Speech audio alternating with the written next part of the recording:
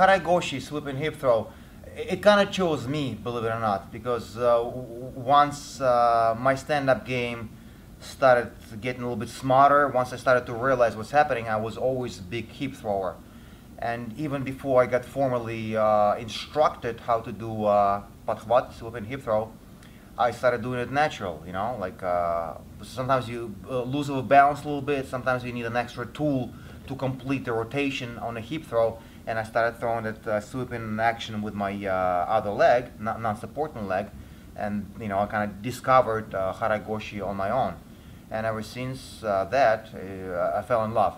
And my normal gripping back then was regular underhook belt, but you can also do it with over the shoulder, Georgian grip. You can do it with a traditional Japanese grip. Variety of grips and variations for gi and no gi, and different setups. I just simply love that throw. Speaking of throws generally, very often throwing is kind of unforgiving art, so to speak. Like taking a fall sucks, you know.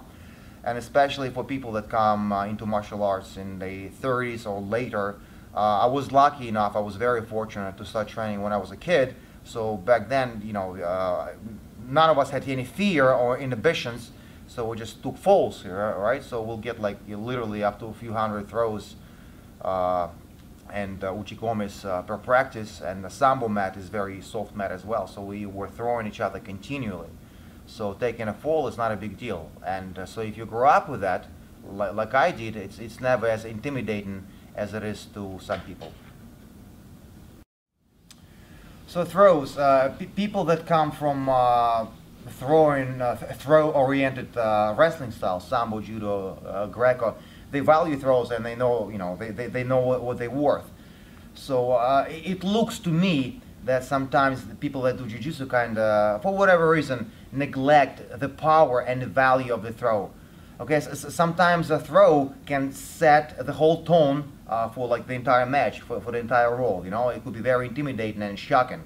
So everybody spends pretty much equal attention for passing, sweeping, taking the back, all your submissions.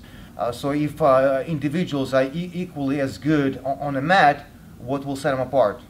By logic, is a throw, you know what I'm saying? So a thrower, the guy who will dominate the stand-up game, very often will set the tone for the entire role, you know, so that's why it's very important.